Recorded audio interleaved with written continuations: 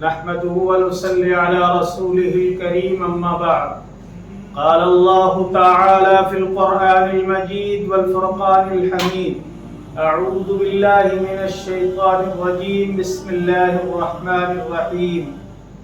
ومن يتق الله يجعل له مخرجا ويرزقه من حيث لا يحتسب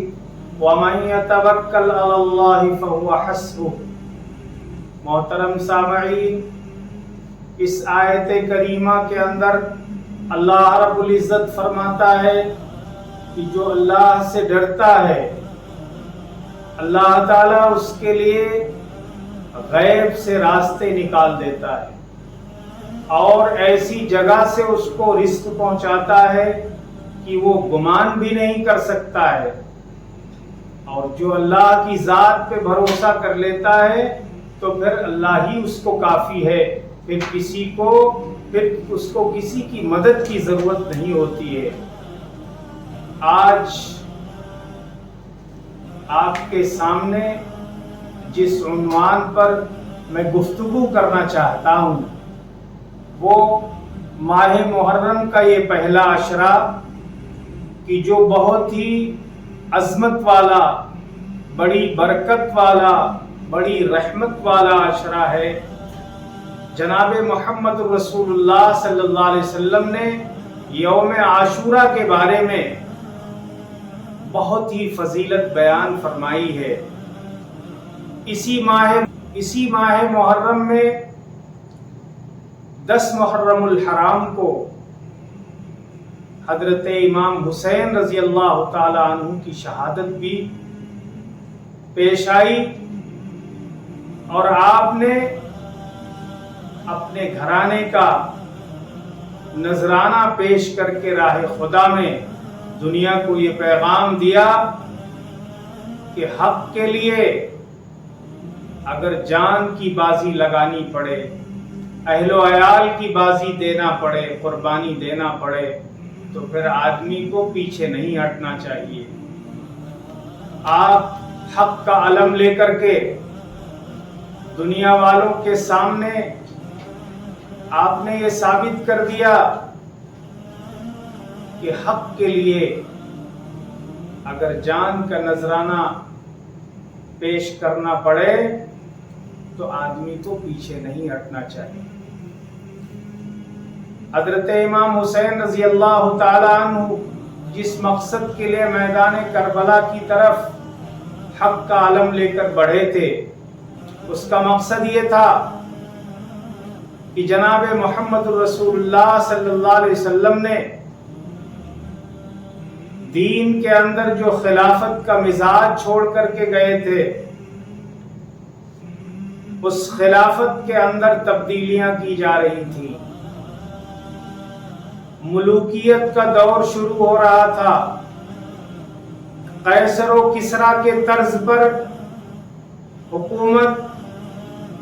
چلائے جانے کی کوششیں کی جا رہی تھی.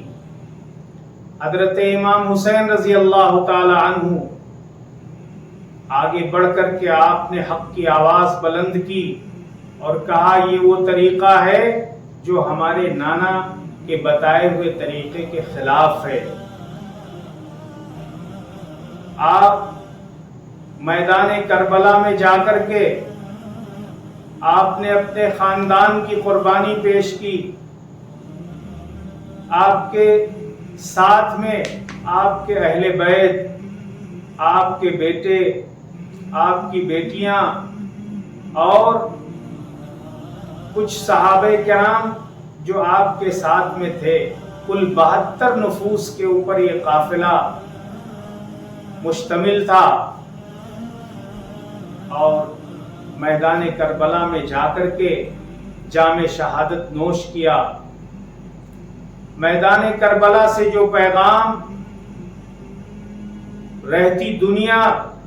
تک جو انسانوں کو آپ نے پہنچایا یہی پیغام تھا کہ کبھی باطل کے سامنے،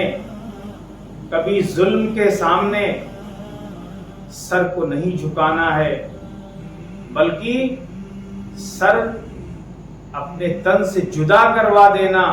تو گوارا ہے، لیکن باطل کے سامنے سر نہیں جھکانا ہے۔ حضرت امام حسین رضی اللہ تعالی عنہ نے یہی پیغام پوری دنیا کو دیا اور میدان کربلا سے یہ مشن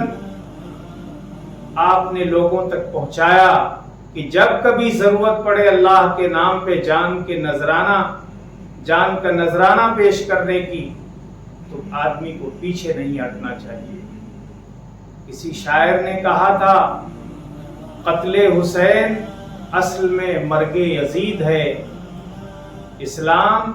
زندہ ہوتا ہے ہر کربلا کے بعد۔ امام حسین رضی اللہ تعالی عنہ کا یہی پیغام تھا،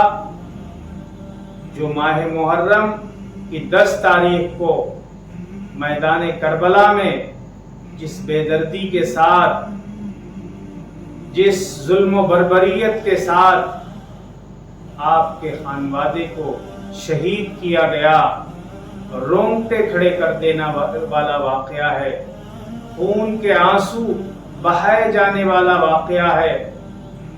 اور اتنا دردناک واقعہ ہے کہ جب بھی حضرت امام حسین رضی اللہ تعالی عنہ کا تذکرہ آتا ہے تو آنکھیں آبدیدہ ہو جاتی ہیں، قلم کی آنکھ سے آنسو نکل پڑے جب بھی لکھی گئی ابن علی کی بات۔ تو آج کے دن میں تمام حضرات سے یہ گزارش کر رہا ہوں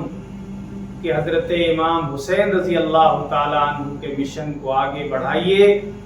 ہمارے سماج میں جو پھیلی ہوئی برائیاں ہیں، وہ جرائم جو ناسور کی حیثیت حاصل کر چکے ہیں، وہ جرائم کرنے والے بڑے طاقتور، بڑے جری، بڑے بہادر، لیکن ہم کو حضرت امام حسین رضی اللہ تعالی عنہ کی طرح آگے بڑھ کر کے ان کا مقابلہ کرنا ہے، اور ان کے لیے اگر جان کی ضرورت پڑی تو جان دیں گے، مال کی ضرورت پڑی تو مال دیں گے۔ اسی مشن کو آگے بڑھا کر کے اپنے سماج سے وہ تمام یزیدی سوچ رکھنے والے لوگوں سے نبردآزما ہونا ہے، جو سماج کے اندر مذہب اسلام کو بدنام کر رہے ہیں اور ان کی زندگیاں بھی مذہب اسلام کے مطابق نہیں ہیں۔ یہی تو مشن دے کر کے حضرت امام حسین رضی اللہ تعالی عنہ